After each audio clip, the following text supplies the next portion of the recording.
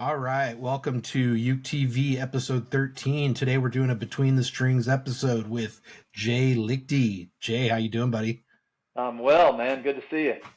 Good to see you, man. It's we see each other. I guess I'd say somewhat regularly with the work we're doing with UKC, and we'll talk about that in a bit. But you know, um, for folks that may not be as familiar with you and what you do, um, talk a little bit about you know sort of maybe I give us a quick overview of your building career, how long you've been doing it and kind of what you focus on primarily.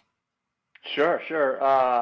Well, I've been building ukuleles since 2009, and made it a business in 2010. So my background is in construction, home construction. I was a residential home construction contractor, and I've been a musician since, well, dabbling since high school, and then more, never professional, but more out where I'm capable of playing shows with people and not being totally embarrassed, since probably my early 20s. So I've always been playing music, and more in a bluegrass uh, kind of a vein, because Nice. I'm in North Carolina now. I was born in Florida, and um, I started building ukuleles because I discovered ukulele. And before ukulele, I always enjoyed custom, not always, but when I could afford to, I had custom banjos and custom mandolin. And so I knew the difference between a factory built one and a handmade build one on some level. I knew for me that it was a preference to have something hand built. Because my philosophy had always been, I'm giving this my all, my efforts, and if I don't want the instrument to be the thing that sounds like crap, I want it to be me because I can work on me. I can't work on the ukulele. Yeah. So that was kind of my philosophy, and I found that custom instruments not only gave me a different, broader spectrum of palette of tones and such that I could pull out of the instrument, but a confidence that, there's an energetic kind of confidence that it kind of built up within me, that I've got this great instrument, and I really want to play it. So it inspired me more to play it. But the whole quest for building them came about, because I came home, or one night I had this dream that I was playing on stage with the current band that I was playing with. I was playing on stage in this dream, and it was a small guitar kind of an instrument. At the time, I was playing banjo and mandolin with this band, Mm. and it's one of those dreams that was really colorful and powerful. And when you wake up, it's like, wow, what in the world was that? So I immediately jumped on the internet and started searching for what was this instrument I was playing in my dream. And I typed in tenor guitar because I knew the small tenor meant smaller, and the first thing that popped up really actually was a tenor ukulele, and Oh, wow. I had not even thought about ukulele, and so I just started reading about ukulele, and that day I ordered a Lacanahe, like what's that brand? Oh, Lanakai. Lanikai. I ordered a Lanikai baritone for like, it was like $125 on eBay, and had a Yep. pickup in it, and I got it, and oh man, when that thing arrived, my world just went. It blew my mind. It was not what I was looking for in that dream, but it got me to the ukulele, and I loved it. And so I realized, well, I wonder what a tenor would sound like. This was a baritone, so then I ordered a tenor. So long story short, within probably a 2 week period, I had already ordered like 4 ukuleles. I was like, okay, this is crazy. So I already had the ukulele acquisition syndrome, like immediately. Like, if that sounds like, yeah, I'm looking behind. As you can see, we're Yeah. not showing mine. Right. uh, Right. uh, so that led me, and then it was like, okay, well, these are limited by their sound. I had enough ear to know the tones I was after, and I wasn't finding them with these, even though they were great. I had this little Kala tenor ukulele, and it sounded really nice, but it wasn't quite the sound. I was like, well, I wonder what a custom ukulele would sound like, and so I typed in custom ukulele, and it's like, okay, at that time, $2,500, $3,000 would have been, a fairly accurate price. And I was like, I don't want to really. I'm already buying all these things, and I knew from my bicycling experience that, you know, if you don't just start out with a good one, you're going to end up paying more for all the ones you try to get to the good one. And I was like, I don't want to do that with ukulele, so why don't I try? And the other thing that kind of serendipitously happened was the recession that we had in 2008 and 2009 that Oh, really right. hit the real estate and home builders.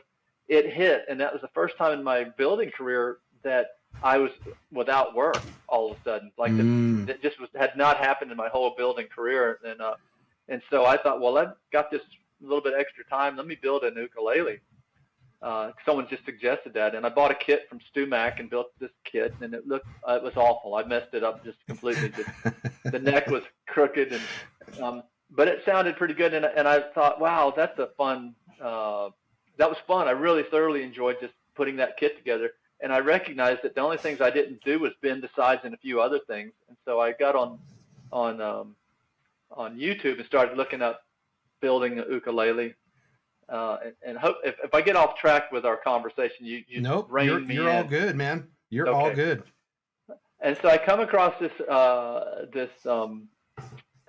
guy from Ohio that's building it's how to build a ukulele, and he's building it in real time, but sped up through the process. And this is back in 2009. And so he says the first thing we need to do is get our tone wood. And he goes out to his wood pile, which was his firewood pile, right? And he pulls out a log from his firewood pile, brings it in, takes a skill saw and a belt sander and some other things, and gets a 2x6 from the local lumber yard for the top to make the top. And I'm watching this thing and going, wow, I wonder what this is going to sound like. But what I was getting out of it was I could build a ukulele with the tools I already had as being a carpenter. Like I didn't need to go out and buy a bunch of tools right away to build it. And so he gets to the end of his video and he actually strings it up with weed eater twine. He's just got different gauges of weed eater twine. And I'm like, man, what is this going to sound like? And he starts playing it, and it sounded, ironically, it sounded just like a piece of firewood with weed eater twine on it. I mean, because that's what it was. And it was definitely awful sounding. But what I got out of the video was how non-complex it was to at least build something that looked like an ukulele. Right. And so I actually built one using the basic tools I had in the garage, and it turned out overbuilt, but really had a really cool sound, and it was really cool, and it looked like an ukulele. And I mean, I was just hooked on the process right away for building them. And so I built several, and my bandmates would play them, and they'd go, wow, these are actually kind of nice. And I ended up selling a couple, and then I got an opportunity to build a guitar with a builder out of Virginia named Wayne Henderson, who's really, really respected builder of bluegrass style guitars. I mean, this stuff brings. He's a wonderful human being and a wonderful builder. And so I built my first guitar with him. And I learned in that, and it was a 10-day workshop. It was like 4 of us in that workshop. And I learned that one of the key things I was doing wrong was building stuff in my garage with no humidity control. And so, got it. And then, so anyway, I came in all excited from that. And that's how my career got started. And I was basically still chasing this dream that I had, trying to come up with what the instrument was I dreamt about and the sound that was in my head. Which led down some really fun roads of adventure of trying to come up with what this was, and that dream actually is what made my career, from my perspective, happen. From my part, what made my career successful was my wife Corey Woods being the one doing the marketing and all that. So I would have been nothing. Nobody would have ever heard of me if it wasn't for her. And I need to definitely mention that because, in this business, like even in the music world, if you're the star, everybody comes to you and you get all the attention, all the praise, and they don't, even if they realize it, there's people in the background that are holding you up as the star and making your job possible. They never get the praise. And so we'll walk down the street in our local street or wherever, and everybody's, oh, hey, Jay, how's the and Corey's right beside me, and they don't even hardly acknowledge, Yeah. It's awful. Well, it's awful. It's funny. You mentioned, the marketing of it. I tell people I teach I'm a photographer, and I teach a class online about how to basically make photography your second career. Mm-hmm. So, the people that have been doing corporate stuff or whatever they've been doing for the first big chunk of their life, and they want to actually be, leave that behind and become a photographer. And so I Mm-hmm. do a whole class on that. And one of the biggest things I talk about is I said, you can be the best photographer in your area, but if you're a crappy marketer, no one's ever going to find you. So the people that are mediocre photographers, but they're good marketers, they're going to take all your Mm-hmm. money. Yeah. And it's 100% true. And it's funny you mentioned about giving that shout out to Corey, which is true, and she does a great job for you. Um, someone that it makes me think about is people in the ukulele industry. Obviously, they talk a lot about Jake, and Jake Shimabukuro, and the things he does. But one of the things I love about Jake that I've seen at every show I've been at, and I've photographed shows for him as well, is prior to his, usually it's when he's got one or two songs left prior to the encore, he will actually kind of stop and he will introduce his bandmates, but then he also thanks the ushers and the amphitheater people, the manager, and he actually calls out the names of the individual, like the not the ushers and stuff, but like the main um you know performing arts center manager and all that. And then he Mm-hmm. also thanks, like when I've photographed his shows, he's called my name out and my business name. And then he always calls out his tour manager, who also does all the audio work for the show. So he's always up at the back, doing all the audio stuff. So like he takes the time at every single one of his shows to thank all those behind the scenes people that his show would be, you know, Wouldn't crap happen. without. It Yeah. wouldn't happen. Yeah. Yeah. And so it always gives me a lot of respect for people that do that. Um, because you're absolutely right. You can build all these great ukes, and you'd probably sell some in your local area because people would know about you. But I wouldn't know about you out here in Seattle. Yeah, and I certainly couldn't have gotten to the level I got to without building a lot of instruments and and and having them of a quality that could make enough money to support us. And we actually are been. I mean, I've been so fortunate to get to do this. Number one, to just to get to do it, even if it wasn't making money, to get to do it as a gift. As being a musician is a gift. I mean, I've just recently recognized myself as a nerd. As a music, I just get it because I finally got that. I've been a musician my whole life, but I finally recognized that we as musicians speak a language that non-musicians don't have any concept of, and it's an understanding, and it's not like a secret coded language or something, but there's a parts of our brain that are activated that other people don't have this gift. They can't even comprehend it. And the band that I'm playing with currently, there's a 4-piece band, and we are like, I mean, we're old people now. I mean, but we are like, when we get together, we are 20 years old in the garage, and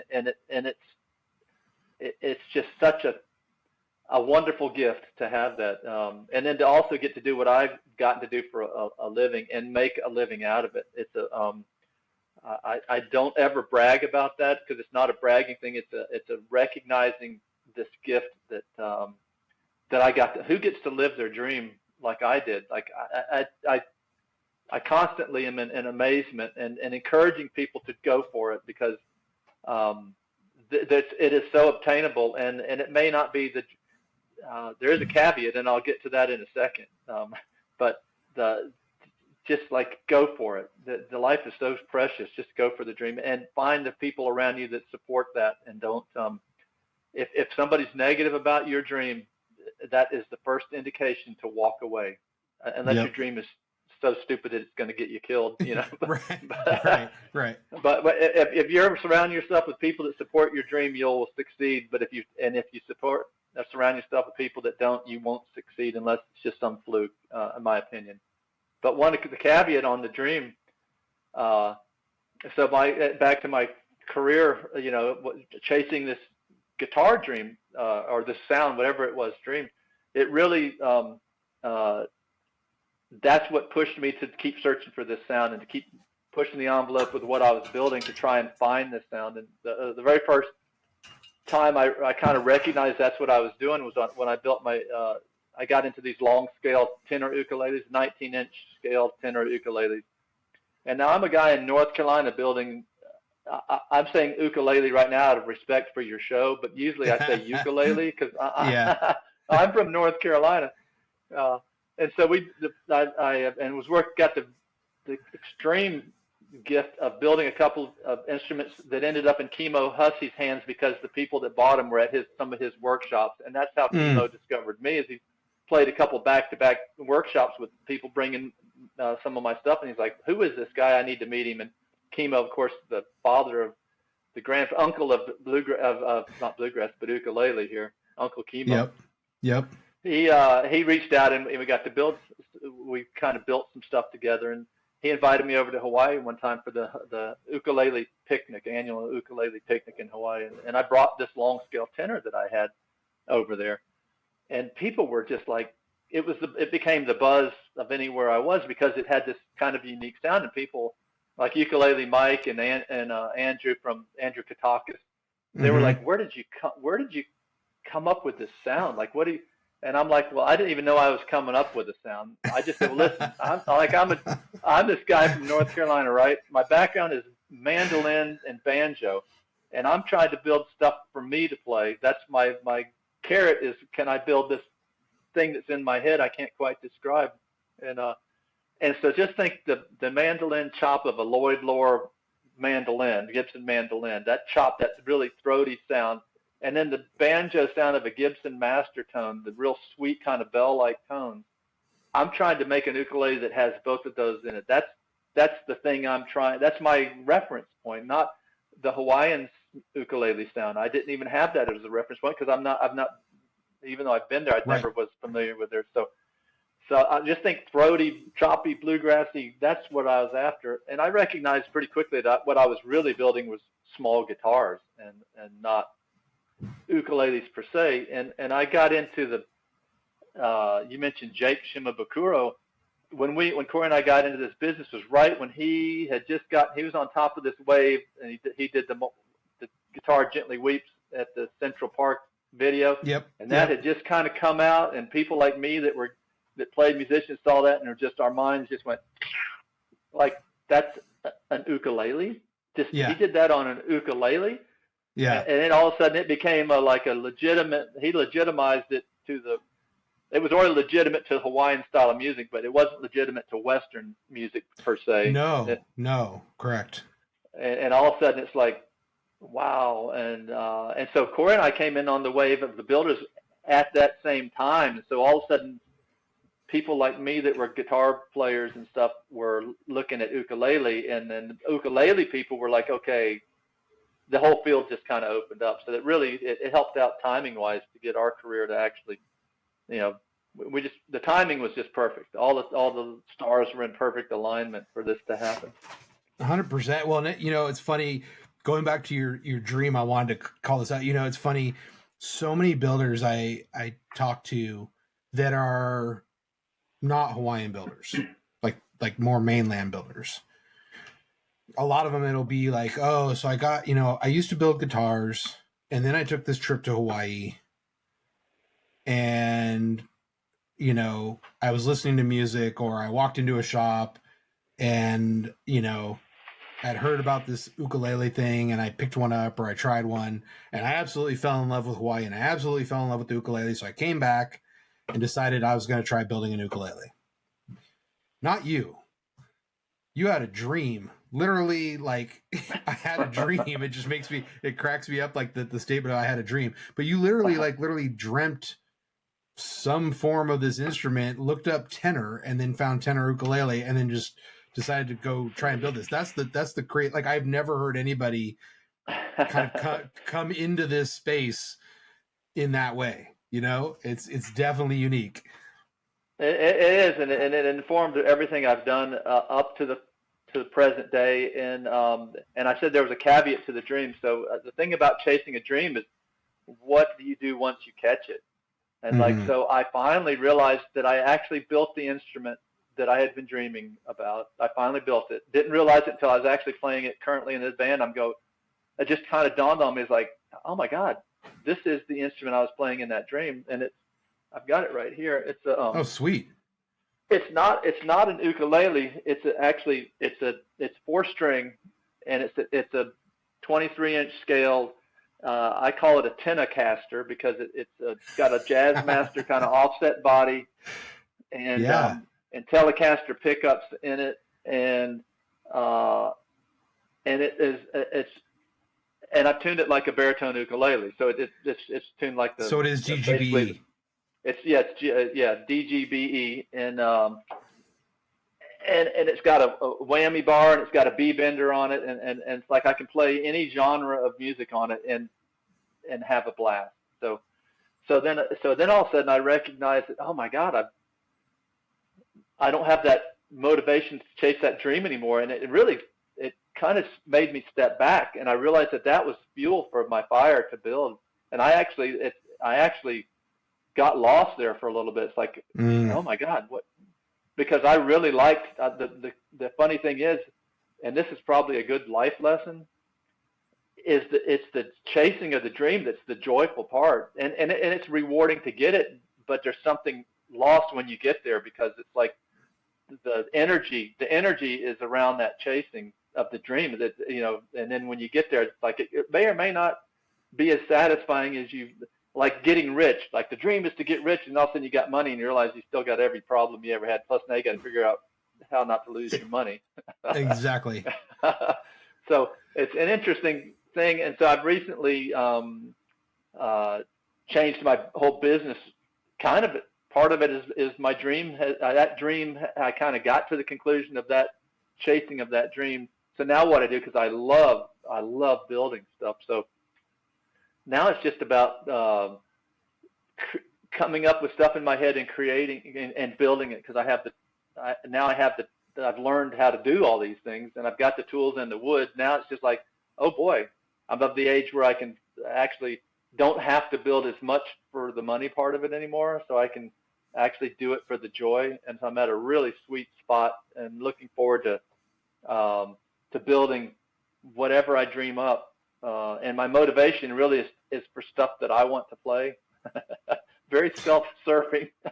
No, it's great, but a couple things I want to unpack about that, and I'll come back to that in a sec. But so you've been building for ukuleles 14 years on average, up until now in this new quest that we'll talk about in a sec. About how many ukes were you building a year for customers? Well, I'm building guitars and ukes. Guitars and ukes. Guitars and ukuleles, and more ukuleles and guitars, but it's pretty close. I think I've built to date 190 or so ukuleles and 150 guitars, something like that, somewhere in that neighborhood, plus helping other people build it. Sure. I was building, when I first started, I was completely addicted to learning it. I mean, I was possessed, and I would get up in the morning at 5 and work in the shop till sometimes 12, 1 o'clock in the morning, and go back to it. Wow. It's the recipe for learning stuff. It's not the recipe for keeping a relationship with another person healthy. No. And so I recognized pretty quickly that I needed to bring Corey into the picture somehow, and I wanted to, and I can tell you that story because it's actually kind of funny too. But I basically to answer your question, my first couple of years of building, I was built close to 50 instruments a year. It was crazy how many I was building. And I have the attributes. I'm not bragging about this. It just happens to be how I'm made up of being very organized and and so but not anal. So, well, maybe a little anal, but I work from a muse perspective. In other words, I don't work based on graphs and charts and numbers and meters and gauges and stuff, although I have to measure things. But it's more of I work from a more feeling. This feels right. This sounds right. Listening to whatever voice in my head's hopefully accurate, and that's been very successful for me. So I was able to build things fairly quickly. Is my whole point. That's but I was burning myself out too, going Yeah, building too many yeah. things. But so I've toned it way down. And of course, once my quality picked up and my prices went up, I had to back off that schedule to get more. You can't send out things with blemishes, and you got to have your stuff down to get the prices that we ended up where we ended up. Yep. But but I brought Corey into the picture totally serendipitous. I was getting wood and stuff early on. I knew I needed some sort of supply of wood in the shop to have it acclimating. They just need to sit around in here for a while, and so and eBay at that time there was a lot of wood dealers that were going to eBay to try and to generate their market and to get attention, and so they'd be selling some pretty darn good woods on eBay, really reasonable just to get the exposure. Mm. And I would bid on wood quite often on eBay, and I would do it at the time. I thought I was being sneaky. I would wait till I would put a bid in to get my name in the hat, and then at the but I'd have a higher bid ready. So when as the clock's Yeah. ticking down, I'd click the button like when there was 2.5 seconds left, just so I would be the last one. And so I came in one night because I felt guilty out in the shop doing that. I came in one night and got on Corey's computer and was doing it. She came in and she says, "What are you doing?" And I showed her, and it was this killer like 5A piece of koa, like gorgeous set. She was just like, "What is that?" I said, "It's a piece of koa." And I pushed the button and we won the thing and won the auction. And she thought that was just fascinating. And the next night I come in and she's on her computer on eBay buying wood.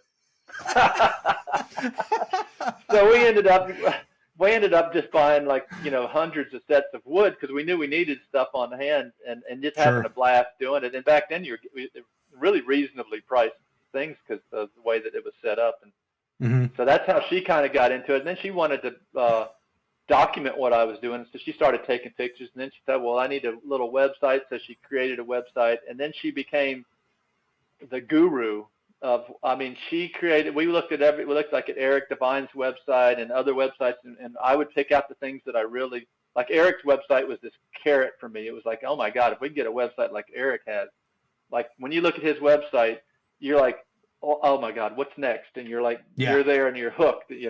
And I said, that has to be the thing. You have to be, as a ukulele player or a guitar player, here's the things that I want to see on our website. And so she created that, and then it became this award-winning.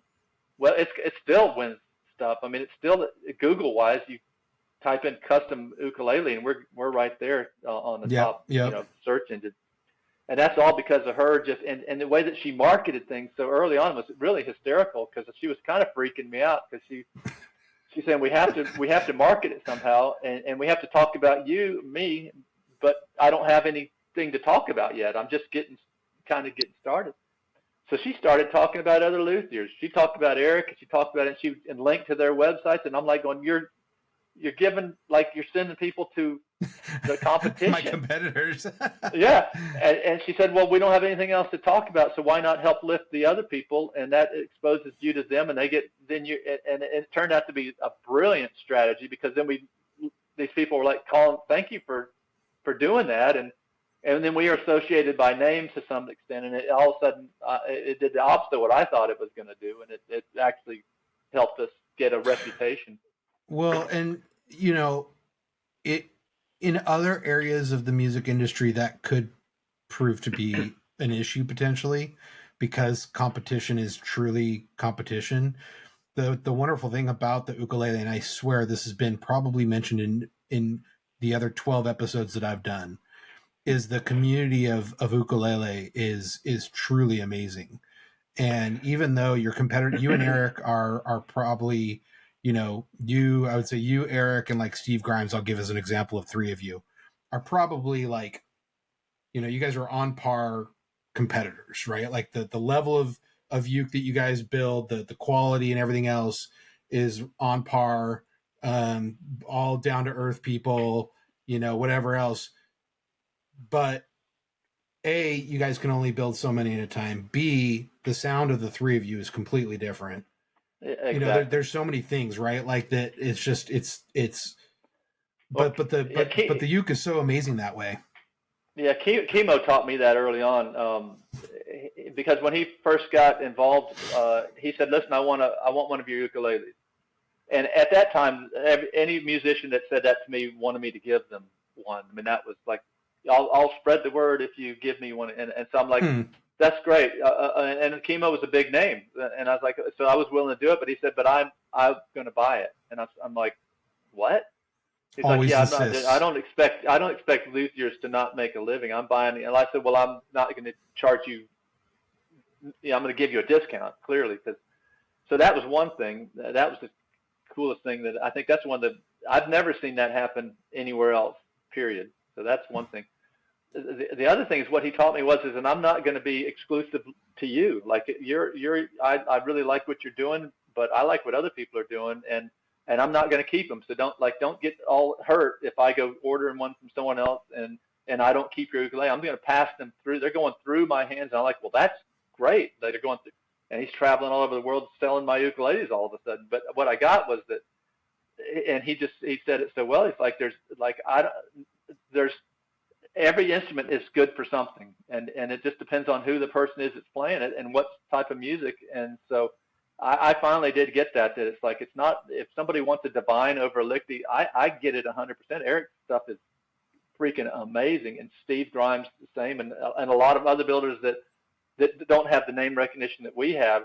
I mean, there's builders that are better than me by a long shot details, but they don't have Corey Woods as their marketer. They don't Right, have my right. wife. Yeah. In fact, I did a talk. Corey and I did a talk at the Guild of American Luthiers, the GAL convention in Tacoma, Washington, one year. And Yep. at the end, we're asking questions, and some guy blurts out, "How do I get a wife like Corey Woods?" Hmm. Like, I got the only one, and I'm. Or Corey starts a luthier marketing consulting she company. she has helped people through the years, just one on one. We actually looked into that. How could she do that? But her passion is, as it turns out, is being outside in nature and doing gardening Hmm. and native plants, and just that's so. The years that she worked for Lichty Guitars was a sacrifice, really, because she's sitting in front of the computer and she was working as much hours as I was getting this. Oh But yeah. that stuff didn't come without a lot of effort, and our No, website's it's a lot of extensive, work. and oh, it's a lot of work. So fortunately, she's now able to do what she loves, which is to be out in nature. Yeah. So you mentioned, and again, we're going to get to the new piece in a minute, but you mentioned, wanting to build the stuff that you've been thinking of. And I know that you and Chemo, and one of the things that Chemo loves to do is he loves to work with luthiers to kind of come up with creative ideas. Like let's work on something together. And I'm going to Mm-hmm. bring my Lichty in here right now, because Oh. this is something that I think is so unique, and I want to talk about it because a couple of things you mentioned is, so here's my Ziggy, um, Mm-hmm. that you and Chemo kind of designed together, and this thing, as soon as I decided, a year and some change ago, that I wanted a Lichty, you and I got on the phone. I think I cold called you, Yeah. and we started talking. I had been on your website and everything else, and I kind of came across this one that you and Chemo designed together, and this thing is so bizarre, right? Like it's a baritone, kind of even a modified baritone body, but like the way that the sound holes are up here, Mm-hmm. on the upper bow, on the uh, bass side and the treble side of the upper bout, and then yes, it does have the sound port, so I get the sound up to me. But this thing is just so unique, and it's funny that I had heard the sounds, I'd seen the pictures, but I'd never obviously played one. I hadn't had the chance to play one, and so I got this from you. It's a little out of tune, but the Hey, it first came thing I tuned, noticed. man. It. That's my fault. I had it's funny. Jay and I were actually supposed to record this. Not that you guys know when I record them, but we were supposed to record it yesterday, and so I had this all out and tuned up and everything. And then I was having technical issues, and so this sat all night last night, and and I just I hadn't played it in a bit, so the lower bout's a little out of tune. But anyway, the thing that I noticed about your, first of all, the design that you guys did was just stellar.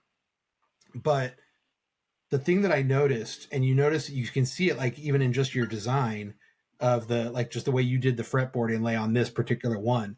The first thing I thought when I got this was like, man, this is like a little mini guitar. And I picked it up, and it, like, one of the differences I noticed right away is your stuff is a little bit more like, I'm not going to call it like heavy, but like it's more heavily built than like Eric's. Like you Yeah. pick up an Eric Divine and it's like, whoa, like the thing like floats out of your hand. This has Mm-hmm. a little bit more of a guitar, like a little bit more substantial feel to it. And I don't like to use the word heavy because it just, that's such a negative word, but it's got a more substantial feel. It's not heavy compared to other baritones, but it's definitely and the wood, that's Coca-Cola, wasn't it? Yeah, yeah. So that Which is doesn't help way with heavier light. than, it's like 4 times heavier than Koa, just by the Yeah, wood yeah. itself. Yeah. But then I I tuned it up and I started playing it, and yes, this is a baritone, so it's DGBE. But like I Mm-hmm. started playing it, and there's this like, Chemo always talks about how he loves low and mellow. It's not just low, but there's this like deep deep voice to this uke that's unlike. I mean, I only have 3 baritones. I've got yours, I've got a Divine, and then I've got one of the Pono Master lattice brace that Katakis and them worked on to try. Mm-hmm. But there's something guitar like. There's this very deep voice that this thing has, and yes, the Cocobolo and the redwood and everything else helps with all that. But there's something unique about yours, and it was funny because you mentioned this guitar sound you were kind of going after, and you knew the sound you were after, and you talked Mm-hmm. about tenor and the sizes and things like that, and then also knowing that you've worked with Uncle Chemo and the style of music, or the voicing that he always leans towards, and it makes so Mm-hmm. much sense that this was the product that you two came up Yeah. with together, because Yeah. it exudes everything that you said and everything I've spent a ton of time with Chemo for the last year or two, and so I know exactly what he's looking for, and this thing screams it. But when you and I met, I said, okay, so I want a Ziggy, and we talked about why and made sure that was still a good decision as to like why I want a Ziggy. But then I told you, you let me know what you want me to tell you, but in my ideal world, because of what I do with Ukulele Mana and wanting to share, my goal is to try to help talk about all these luthiers and builders, is I want you to build. I want this to be something that, like, hey Jay, here's some money, go build me a uke that Jay would want to build and play himself. That's the perfect customer. You're the perfect customer. And it's funny because, and this is where we're going to transition into your new side of your business, is you had told me, you're like, you know and it's funny because Eric Devine says the same thing. You two are the ones that I always uh mention in this topic, is you guys talk about how you guys want to be the next Chuck Moores, Mm-hmm. that you guys want to just be like, what, like, order sheets are done, the calls, the submissions, all that is done. I'm gonna go build, and then when they're ready, I'm gonna put them up, and yeah, I'll keep a list and whatever else, but they're gonna go up, and when they sell, they sell, and then I build one the next batch when I feel like building. And Mm-hmm. and you had started talking about that when this uke actually, when we Yeah. That started you. doing this, you said, well, maybe you'll be one of my last orders, or maybe you'll be one of my first of my new side of the world. And Mm-hmm. it turned out that I'm more of the end of your kind of order side of things. But let's talk about, go ahead and talk about this, this new announcement that you put out this week.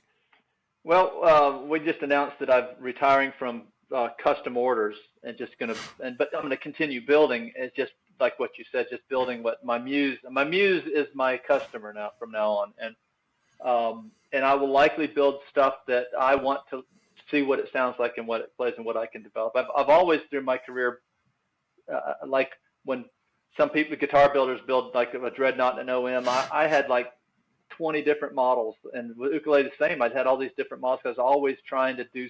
I'm always just the way I am. I'm a little bit rebellious. I always want to do something my way and do it differently than anyone else, but use people's gifts that they've given to the industry, like that worked and what didn't work, and use them to, just like being a musician. Like you take Eric Clapton's version of this and then somebody else's, and you put it together, and take Jake's and you do to your aptitude, right? It all has to filter down through your spirit and what you're put on this earth to accomplish. And so that's what I'm fortunate enough that I'm 67 years old now, and have been fortunate that I haven't lost everything. I've had some, like everyone else, ups and downs financial, and we're not wealthy, but we're at a point where I can back off and don't have to depend on other people calling me to place orders. And it's ironic because at the beginning of the career, that was one of my big, I want to have this back order of people wanting instruments so that I have this job security. And I eventually got it. And that becomes this, it's like back to what you dream for may not always be what you think it's going to be. When you finally got it, then there's all this pressure that these people want these things. And quite honestly, the universe works in mysterious ways. The last few custom orders I've had, my mind I've built, they actually turned out to be these amazing instruments, but they weren't exactly what the customer ordered. There'd be, for one example, was a guitar that was not supposed to have a cutaway, and it had a cut. I somehow built a cutaway in this guitar. I got to where I wasn't reading the order forms exactly right. So I was already in my mind. I'm already doing what I wanted to do, which is just build what I want to build. This is what this guitar is asking for. And a couple of those happened here right at the very end, where it's just like, God, that's a big message to me. It's like, I'm not following directions like I need to. I think I'd better just like do what I want and turn these things out and sell them. So that's kind of what I'm going to do now. And like right now on the bench, I just started back working again, and I'm building a double neck electric guitar, but one neck is a tenor, like the guitar I just showed you, and the other neck is a 6-string, but it's my version of all that. So just for fun, and it's like I'm not going to try and sell it. If I build it, somebody wants it, then maybe I'll sell it, maybe I'll love it. The irony of my prototypes, as I call them, is every single first prototype I built, I ended up keeping.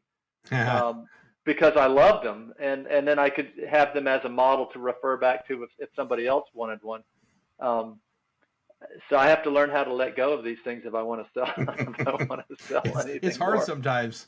It's hard sometimes. It really is, but I'm just looking forward to just coming up with ideas and building that, and then I'll build some standard stuff as well, just because I really enjoy doing it, and I'll sell either through our website or through Ukulele Friend, or maybe Andrew, if he wants some of my things, talk is at the Uke site, and just have some fun. And I think I know that the builds are going to be, they're going to jump up, and the energy putting them into it is like way cleaner for me, because this is what everything.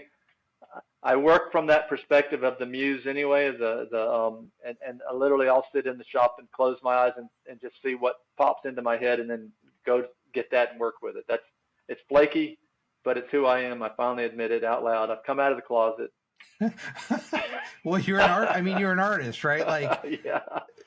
Artists are there's a wide spectrum of to where there's, I will never call an artist truly anal, because that's kind of an opposing thing right there. Is an anal artist is kind of an oxymoron. That doesn't really make sense.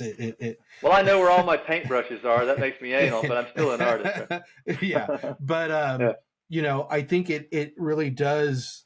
It frees your mind, because Eric and I had this conversation, not in the episode we did, but we've had this conversation just off to the side when we've talked about getting to that point where you can just decide to just stop taking orders and just build what you want to build. Is that the amount of pressure it really is when you're building, even like he builds typically 3 to 4 at a time, and it typically takes him whatever it is, about 4 months to get those done.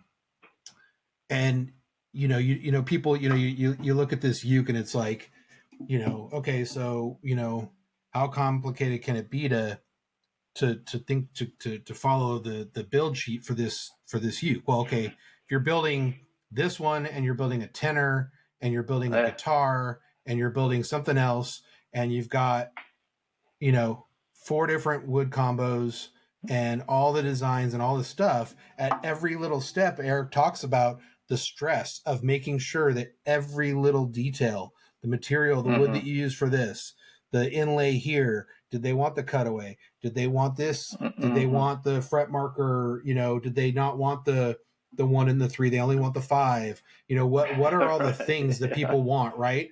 And that's a good example of one where it's like, I know some players that they do not like having a marker at the 3rd fret. They only like the 5th, right?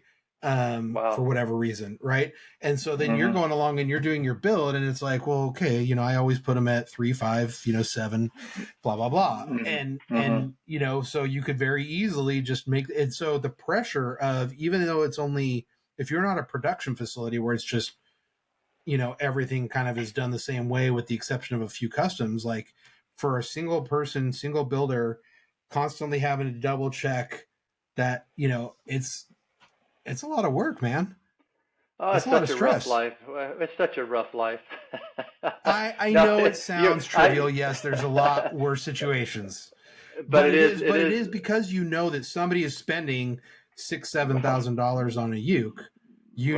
Like you said, the expectation of the quality, versus everything else. Exactly. Yeah, and now when I was just thinking of an analogy, when you as a musician, when you're playing your ukulele, but you're not really playing a song, you're just playing what riffs or melodies kind of come into your head. You may be just noodling along, but you're in free flow of playing, and a lot that is like the sweet spot for me. It's nice to be able to play a song that people recognize and you get it and you don't screw it up. But to just come up out of the ethers of these melodies and linking these notes together, and basically you're just chasing tone is what I end up doing. I'm just trying to get, there's something that clicks into my brain as a positive dopamine drip if I hit these notes in a certain way and they ring a certain way. There's something about that you can't explain that to a non-musician. They're like, "What the hell are you talking about?" Right, right. But it's a real thing. It's like there's your whole energetic field is energy, which is music is energy. And when you hit a note that, how you can hit a note and the wine glass will start ringing or something, and another string starts, that's happening in your body as a musician when you're playing it. Okay, and so when you're doing that and noodling around, you're basically tweaking your own energy, and you're finding spots that lift you up or pull you down if that's what you're trying to do. And building is a similar situation. When if I can be in the shop and just building what notes come to my head, like, oh, that would be cool, and doing that, it's the same kind of a lift, and that comes out in the song if you're playing it, and it comes out in the instrument if you're building. It's a really fun process to be a part of as an artist or a creator. It's just I think that's when we're doing what we're meant to be doing on this planet, is when we're like, everything's in this flow. And I'm hopeful that this new part of my career will produce things that show that, feel that, and people can, if anybody ends up with one of these things, they actually enjoy it. But the good thing is I'm not building. I don't care if anyone ever buys another thing. I do care, but I'm not like dependent on it. So, and that's a very liberating that's like being able to play music in a big, great venue and not really care if people are listening. But if they're listening and they're enjoying it, that's kind of cool too. But you're not worried about them listening to it. You're just playing and enjoying it. Well, it's totally freed you up. I mean, it's literally freeing you, as free as you can possibly be, to pretty much go build stuff. And you've already got 2 up there. You've got 2 guitars. Talk about those that you've got up there. I've got 2 guitars up now. One's an OM, Brazilian rosewood OM with a Craig really elaborate. Craig Lavin and I worked together on this. The inlay on the back is a beautiful floral thing, and on the peg head, it's my wife calls it the pollinator guitar because she's really into the pollinators, and it's got a couple of hummingbird and butterfly on it, and plants, and on the side sound port, I ended up finding a wood carving that was, I think I got it off of Etsy. Well, I know I got it off of Etsy, and I ended up taking this carving that was maybe 8 inches in diameter and cutting out pieces that I really liked of it, and where the side sound port is, I put it in there as this, so it's this 3-dimensional relief of this carving in there. And it looks amazing. It's just this whim of an idea, and it's like, wow, that is a cool looking It's feature. really So cool. that was one of them. And the guitar's got a rib bevel and an armrest bevel. It's just a really tricked out, nice guitar. And then I built my first jumbo guitar recently. Wanted to hear what that would sound like, and I started playing that guitar the other day. I got it strung up and started playing, and I literally couldn't put it down. I was just like, hair on my neck was standing up as I'm playing, going, oh my God, I've never heard any. It's just a whole different sound. I used a whole different bracing. I did a whole different bracing thing because I wanted the top to be, it's a big top. It's like 17 inches wide. So I wanted the top to not show a bunch of distortion and stuff. But anyway, I did that I actually did a version of Taylor's. They've got a new bracing system they're using. Instead of an X brace, it's a different style of bracing. And I looked at a picture of that and just modified it to what came to my head. And it turned out to be this unique sound. It's not so far up you go, that's ridiculous, that's not a guitar. It's just unique, just the notes are just like, when they come out, they're like just really present. And it doesn't matter if you play a bunch of them together or they're separate. It's like each note has its own thing going on. And then when you hit a chord, it's just like this a chord, and you can hear all the notes in the chord. It's a really cool That's awesome. sound. I'm excited to maybe try that bracing pattern on an ukulele. So for people that are wanting to, obviously checking out your website, but like for people that are wanting a Jay Lichty out of this new era, like what's the way they can go about making sure that they're aware when things are coming up or what's going on? I think I'll just make what I'll do is if people inquire to that effect, and they can obviously reach me up through the internet and the website and email. I'm gonna make a list, and then when I come up with stuff, I'll send it out to that list, and if somebody wants to buy it, then fine, that'd be awesome. That'd be great. Yep. And if somebody comes along with I'm not like saying I'll never build a custom instrument for someone again. If somebody comes along with a fun idea, I'm open to enjoyment and collaborating. I just am not going to make that focus of my career anymore. That's just going to be that'll be a rare thing that I'll do because it's going to be beneficial for both of us and the customer and me. So makes sense. I'm being selfish. Hey man, dude, you've earned the right to do so. So I think it's good. I think any luthier out there, would love to be at that point where they are at it from a financial perspective, because at the end of the day, we do have to do these jobs for a reason. But if you can get to that position where you can just do it sheerly for the fun of it, then you kind of get back to why you started doing it in the first place. And that's a great, people always say, be careful about making your hobby your business.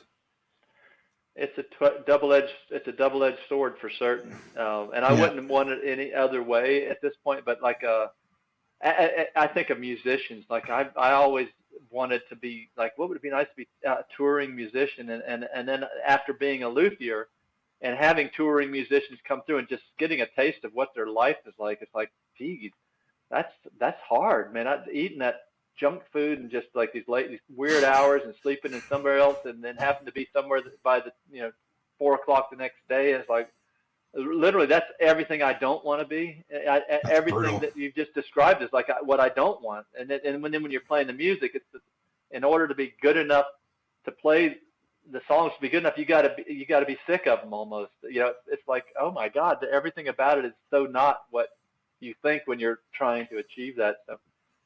And not trying to discourage people from chasing that dream, because some people just really get off on that. I just know that I would not have survived it very long. And no, I mean, even you hear it all the time from famous musicians, they'll be appreciative of the songs that caught fire, and help make the name and the financial stability that they got. But you'll also hear them say that those aren't the songs that they're their favorite ones to play necessarily, because Right. they never were, or they're just so sick of playing them, because it's like, oh my God, like if I have to hear that song again, they would rather be playing some probably, obscure B-side track hmm that was really their favorite song. Um, Yeah. you talked about way back at the beginning that, you learned how to build your first guitars from the amazing Henderson, who does build freakishly amazing guitars. If you guys are ever interested in Henderson guitars, you should go check his website out, or you could go over to Dream Guitars, and they Yeah. typically have or will have an archive of ones that they've sold, and you should check them out. They're definitely a pretty penny, but they are amazing. But you've ventured slightly, little bits into teaching as well, in helping people build ukes. You've recorded a couple of series on how to build ukuleles, and you can buy those online. And I actually bought that course. Um, I think Is that your off of second one.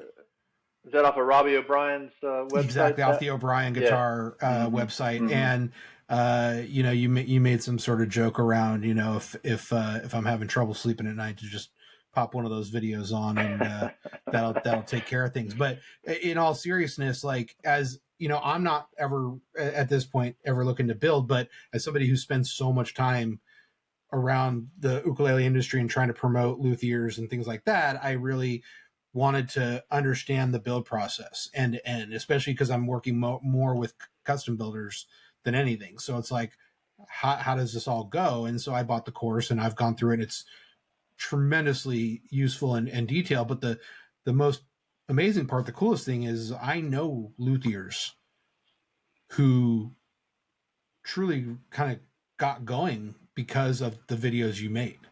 Wow. There's Carvalho, who was he just my last episode? I think he was episode 12. Um, but he's in Petaluma, and he literally bought a kit and built one, and then decided, because he kind of got going in the right around the COVID time, like just pre-COVID, hmm COVID, and so he was at home, stuck, uh, and so he wanted to build, and he went and got that course, and has watched that course, and he said literally he watched the whole thing. Kind of, you were joking about how you get up at 5 a.m. and build till like midnight or 1 a.m. He's kind of the same way, and he's watched that whole course, I think he said once or twice. But then what he would do is, the night before he was going into a step the next day, he would actually, that night before bed, he would pull up that module Wow. and watch it, kind of as a motivation. And then the next day he'd get up and go into his workshop and do that. So, you know, um, you've not only kind of built a legacy through your instruments, but you did take this time to truly pass that knowledge on as best you could. Well, that hearing that means the world. I mean, seriously, got me all teared up. So, yeah, the cool thing about the lutherie business, similar to the what you were saying about ukulele, is there there's a few people in the luthier business that won't share their stuff, and they're just asses. I'm sorry, but for the 99.9% of the rest of us, uh, we'll share anything we know. I mean, within reason of time constraints. Sure. And my mother used to, like, because one of the first things I did when we got into business, I needed some way to get some money coming in. So I started teaching. I built a space in my workshop where I could have 3 or 4 students at a time, and I would do these workshops where they come in to build a guitar or ukulele, or whatever, and that helped with the income. And my mother she was like, "What are you doing? You're teaching everyone your secrets." And I said, I, every the you can't even understand it unless you've ever tried to build something like this. You could take everything, like that video I did. It's got everything I do, or at least everything I did to that point that we were recording, and everybody puts through their filters and how their aptitudes, and it's never, and then they can't copy it. They can copy what they think you said, but it's what they interpret of what you say. So it was never given. It's never been about trying to hoard the secrets. It's always been about sharing, because we're all like that in this business. And that Robbie was we had a blast making that video. It was just so much fun having him in the shop, and I learned a lot while I was building stuff. He would go, "Hey, have you ever tried this?" And I would try it, and well, wow, that works perfectly. And then he wanted to edit out the mistakes. Excuse me.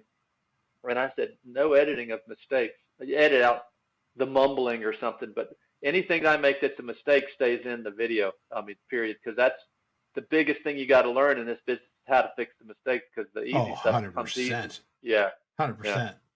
No, I absolutely. And you're and I've heard the same from some of the builders that we've already mentioned names in today's episode, and from others too. They're like, look, and these are all like high end, like top of their game. They're like, yeah, man. When they were like building like my ukes, and they were sending me pictures, and I'm like, every time I'm like, are you okay if I post these on Instagram or whatever? And it's like bracing and all the innards, right, and things like that. Yeah. And they're like, yeah, man. They're like, dude, I could give you the blue. I could show you everything I do and hand you. You could get all the materials, and you could really do everything, and it will not sound the same. It will not be the same. You could hand everybody the materials. You could almost carve the braces for them and hand it to them and let them glue it up, and it still wouldn't. It's an alchemist thing, I mean, it's no different than like if 10 people went and bought the StuMac kits like you built at the beginning. Right. Those 10 StuMac built kits are not going to sound the same. They're just not. It's no different than learning a song. You got somebody on YouTube teaching you a song. You're getting the exact same instruction as me. We're going to play that song totally different. I mean, it's going to be whatever we'll only go to what our aptitude allows us, and our technique to that point allows us to accomplish. And then what we're hearing is, and what we want to hear is different from each other. And that's the same way with building. You got different aesthetics and different ideas, and so it's a wonderful. The teaching. It's been a blast. I did a finishing video because I did water. I learned really quick I had to go with waterborne finishes, because the chemicals in a small shop, when you spray stuff, even though you're ventilating when you spray it, when it's sitting there hanging and curing out, it's just outgassing it. And I'd spray a couple of guitars, and I'd be back, working, and I'd be going, God, am I high? I feel high. and I finally was like, if I have to keep asking myself if I'm high, I'm likely high.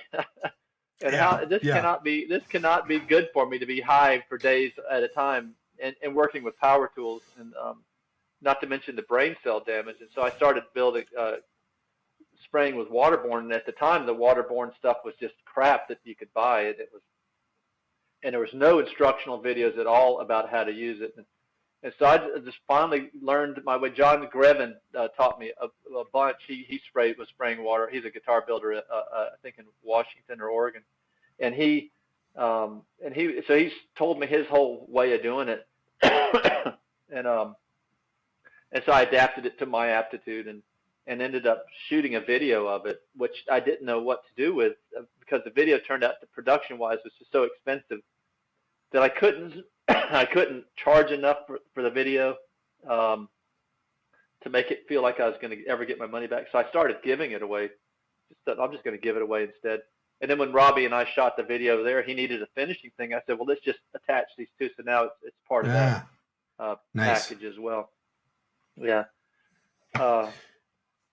That's awesome, man. I thought of another story we were talking about giving people information. So I was at a guitar show, and showing at a guitar show, and another builder was there, and he had done an armrest bevel, and I wanted to learn how to do armrest bevels. And so he described his procedure to me, and I came home and did my first armrest bevel, and then the next one, and I saw him a couple of years later, and I wanted to thank him about the information that he gave me and how I was doing it. He said, well, what information was that? And I started describing it. pardon me, were having smoke from the Yep. Canadian wildfires. Yep. Um, and so I described what my version of what he described to me back, and he said, that's not at all how I do it." And I'm like, "Oh, I followed your instructions to the T." He said, "Well, those were my words, but that's not how and I do it by my words, but not my words meant something else to you." And so he actually learned something from me describing back the way that I did it based on That's what I thought was the funny. way he did it. It was pretty funny. It's just a That's perfect example funny. of, you could tell somebody exactly and they're not gonna. Yeah, Yeah. Yeah. That's hilarious. yeah. Um, so we've actually peaked over the hour time. One Oh more thing I wow. want to kind of get into, a passion that both you and I have, and you've been definitely involved in this a lot longer than I have, is the Ukulele Kids Club.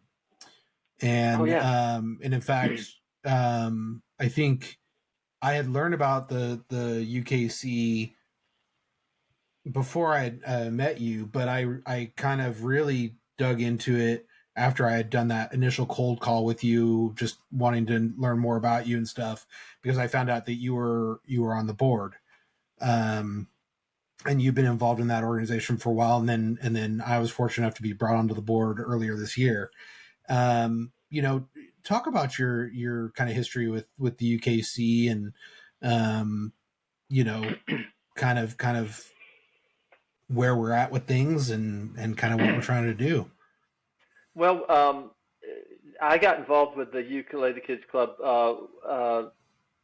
through the Luthiers for a Cause organization, which I helped found, and it was a group of luthiers that we got together with some supporting cast people, Corey Woods being one of them, and Eddie Monier and Patchen. Can't remember Patchen's last name. Um, and we built. So there was 5 builders. Let's see, Jake from Hy-Vee Ook, Oh Steve yeah. Grimes, yeah, Steve Grimes, myself, Kennard Ooks, and Bo Hannon. And we Mm-hmm. each agreed to build an ukulele, and we to give to a cause. And that whole project, if you look up Luthiers for a Cause, you can on the internet, you can read about that if you're interested. So we were looking for a organization to give the money to. We wanted to donate. We knew we wanted it to have to do with music and children. And so in our research to find organizations, I just happened to type in ukulele and kids. And of course, Ukulele Kids Club popped up. And immediately every hair on my body raised. I just like, wow. And I'm sitting next to Corey and I said, here's one. And she was still researching. We wanted an organization where whatever we got would make a difference. Like a noticeable difference. And we were hoping to raise maybe $30,000. So that was kind of our goal, 30 or more if we could. And so that's how I got introduced to the Ukulele Kids Club. So the Luthiers for a Cause project went on, and it turned out to be a ridiculously tremendous success, where we were actually the 5 ukes sold in the package to a very generous donor for $100,000. Wow. And then other things happened in relation to it that raised an additional 30,000. So like the whole thing kind of raised like $130,000 as a result of this effort, and which made a huge difference to the Ukulele Kids Club. And so when we presented that to them and all that, Corey and I went down for they invited us down for their annual board meeting, and it was basically a mom and pop situation. Corey Bergman and his wife Etta. They started the organization because Corey's son had died tragically, and they wanted to do something in his name, and that's how the organization started. And as you know, we gift ukuleles to hospitalized and medically fragile children, and who they get to keep the ukuleles, and they're given to them with a music therapist who teaches them how to use it. And as a musician that's listening to this, as you could possibly imagine, being a child in the hospital with everything tied up to you and just freaking out, and somebody walks in and says, "Hey, you want to learn to play ukulele?" How that just alone, that one thing alone would just Oh, it's is a gift. tremendous. So that's what we do with the Ukulele Kids Club. So that's kind of how I got involved. Then I became a board member because this new money that came into it from the Luthiers for a Cause caused them to start rethinking, okay, how sustainable are we as a mom and pop organization? You know, something happens to them, we need a board that's viable. And so we ended up building that and coming up with the bylaws and now we've got this really great foundation of an organization. It was great before, and now it's stronger. And as any nonprofit, we're always trying to figure out where the next dollar is going to come from. But it's exciting times at the Ukulele Kids Club. We're refocusing again, and we're always in these organizations. You're always coming up with how can you do what you do the best, and what is it that you're good at, and what we're really good at is helping kids when they need us the most. And so that's our focus. And I'm so happy that you're on board, because we need young, smart people like yourself. And yeah, and so it's exciting times. Oh, it's amazing. I mean, like you said, I found the website and I was like, oh my God, just what they do alone, just reading the stories was amazing. And then you start to Mm-hmm. peel back the layers and you think about like Ukes for Ukraine, Mm-hmm. and the ukulele safari thing that goes on, that money comes back to the Ukulele Kids Club as well. And then I um, joined the program that you built, which is the Rockstar program, Mm-hmm. and which is an amazing idea, where I was like, I want to donate. So how's this involved? Yeah, I could go buy one of the ukes from the store for $50, and then they send me one, and then they send one, Mm-hmm. off. But I want to do a little bit more. And how do I maybe make an impact in my local area? And that's where I found the Rockstar program, where it was, hey, you can go search these hospitals. I mean, you can just donate, but you can also search these hospitals if there's a particular hospital or your area that you want to do. And Seattle Children's didn't have any sponsor tied to that Mm-hmm. hospital. So that's where I went in and did this donation, where it's, you can make the minimum $500 donation, and that gets them 10 ukes and everything else. And then I was fortunate enough that I had done that. And then our former CEO, Marlon, was coming out for a festival here last August. And so she came early, and we went and did a visit to the therapist at Seattle Children's. So Oh, wow. we Good got for to do a you. tour. Yeah. Mm-hmm. And unfortunately, because, COVID protocols were still in effect there, we never saw any kids, because they were keeping that all separate. Yeah. But we got to go see the rooms, we got to see the instruments they have, we got to go kind of walk around and learn a ton from them, and meet other teams and such. And it also gave us an opportunity to brainstorm on some ideas of other things we could do, and some of those things we're looking at as future opportunities. But it really just, that was back before board membership was even an idea in my head. But it Mm-hmm. just I was so thrilled to be a part of it, just by donating and being the rock star, going towards Seattle Children's. But once I actually got to go visit one of the hospitals and meet with the therapists and listen to the things that they do and the challenges that they have, but the successes that they have, Yeah. unbelievable, just Yeah. unbelievable. I'm glad you got to do that. I still would like to be able to go and actually present an ukulele to a child, but that with all that privacy restrictions, and I mean, these are kids who are sick. It's not entertainment. It's not for Right. our entertainment, but I just knowing that, like, I think I'm a rock star for two or three hospitals now. It's going to be one, and then someone else needed it, so I said, yeah, I'm not just. It's not ownership, but it kind of feels like I know that every kid that goes to that hospital and goes through the program, like, I'm helping that child and their family hopefully survive, but definitely helping them while they're at a really critical time. And that's just and I could afford to do it, so I did it, and it feels great. So as a give Absolutely. back thing, what I like about Ukulele Kids Club is there's not a bunch of money going to a bunch of it's not going to the people, like, it's going to the kids and the programs. Like, I think our thing's close to 80% programming, and 20, like, something like that, just maybe a little bit shy of 20% that goes to overhead, which it costs money to do all this stuff, so you got to Sure. expect to pay the bills. But we don't have a mortar and brick building that we have to pay for, and we try and do it like people like you and I on the board, where we're just like donating everything we do. And so any Yeah. help we can get, we're appreciative. Yeah. Oh yeah. Yeah. No, and I'll Mm-hmm. definitely have the link to both UKC site and specifically the Rockstar program, so people can understand more about what that is Cool. in the Thanks. description of this.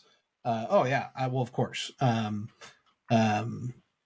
It's such an amazing, and it's been 10 years. I mean, we just had the 10-year celebration earlier this year, so it's not like this is I think a new we're program. almost at 15,000 ukuleles given away. Yeah, we're It's right. crazy. Yeah, it's crazy. And thank you so much for doing this show that helping the ukulele. It's just another great thing for the ukulele world to have some content that's if they're bored, they can come and watch people like me, and if they want to sleep, they can they can buy your course. they can buy my course. No. It's my way of giving back to a community that's already given so much to me. Because it's the reason my venture into ukulele was through a need to help with stress and anxiety and depression and everything that was coming from my previous career. And I started Ukulele Mana with that whole goal of growing ukulele community and sharing. And the website's great, but if I go find Jay Lichty on the Ukulele Mana website, that's really neat, but it only tells so much about Jay Lichty and what's going on with him. And the Instagram is great for reposting your content and things like that. But what I really started to think about was how I really want to connect people to the people in the industry when they don't necessarily have a way to do it, right? Like, oh my God, I've heard of Jay Lichty, I've heard of Eric Devine, I've heard of, whatever, but I don't, we don't get to know these people very well. And, I've been fortunate to build these relationships and connections. So I want to take all that and help more people who want to know, who are fans like me of the industry, who love the ukulele, help them grow more. On the flip side, helping folks like you and Andrew Katakis and Sean Yakavone or an artist like Andrew Molina or whatever, however I can help them get more business, or Ukulele Kids Club get more donations, it's ideal. So I'm just trying to do my part to help the community as well. Well, hopefully we're not like the Wizard of Oz, where you finally get to meet the wizard and you're like, oh no. Nope. No. The feedback is always tremendously positive. So good deal. Well, I thank you so much for taking the time today. I know you got things going on, so I so appreciate it. It's fun. I got some fun to go do. I got to have some fun. I know. Go build some cool stuff, man. I want to see that double necker. I want to see that.